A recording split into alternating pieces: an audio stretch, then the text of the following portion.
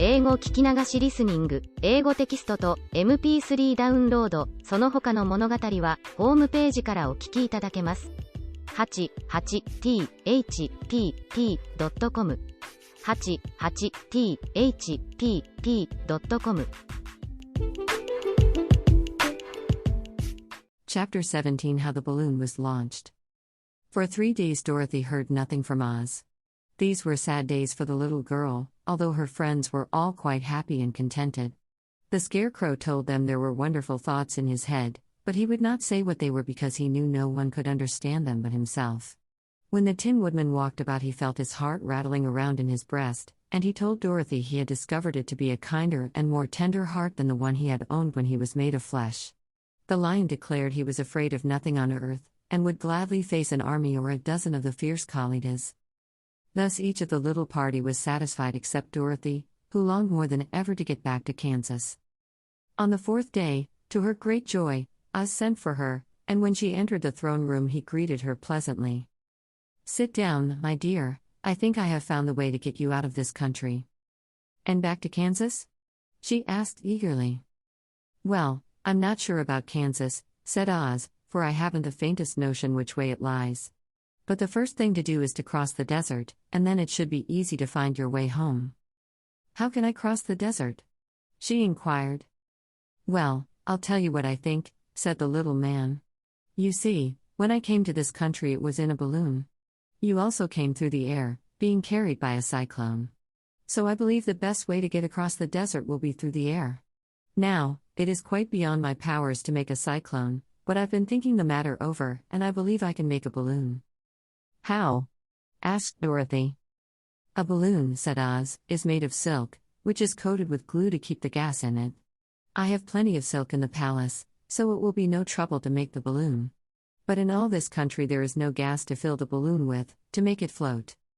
"If it won't float," remarked Dorothy, "it will be of no use to us." "True," answered Oz.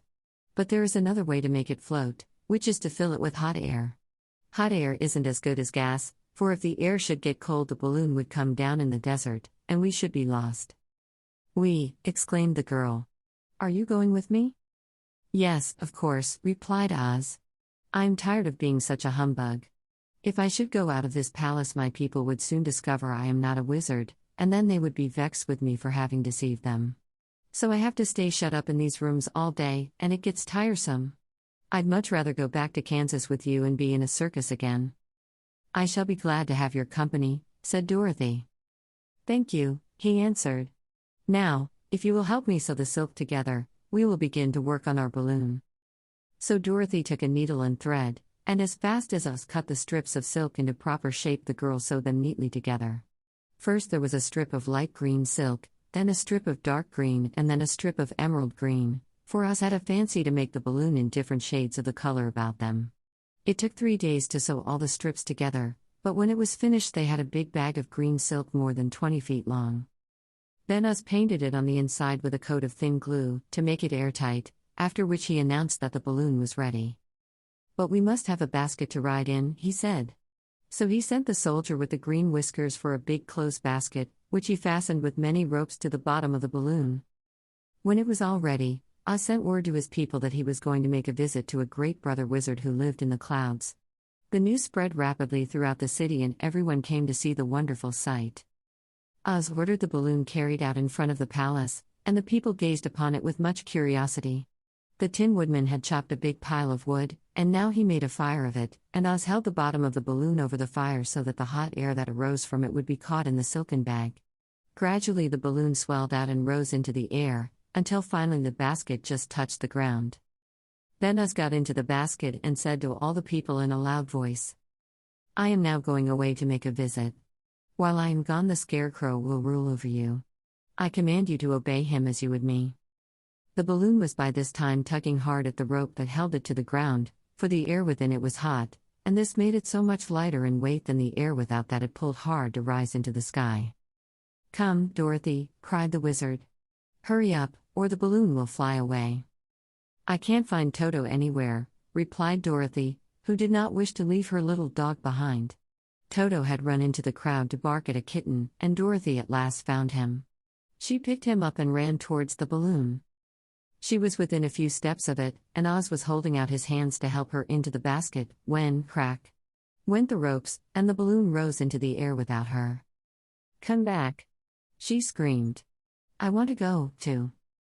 "I can't come back, my dear," called Oz from the basket. "Goodbye." "Goodbye," shouted everyone, and all eyes were turned upward to where the wizard was riding in the basket, rising at every moment farther and farther into the sky. And that was the last any of them ever saw of Oz, the wonderful wizard, though he may have reached Omaha safely, and be there now, for all we know. But the people remembered him lovingly, and said to one another, "Oz was always our friend. When he was here he built for us this beautiful Emerald City, and now he is gone he has left the wise Scarecrow to rule over us." Still, for many days they grieved over the loss of the wonderful wizard and would not be comforted. 英語聞き流しリスニング、英語テキストと MP3 ダウンロード、その他の物語はホームページからお聞きいただけます。88thpp.com 88thpp.com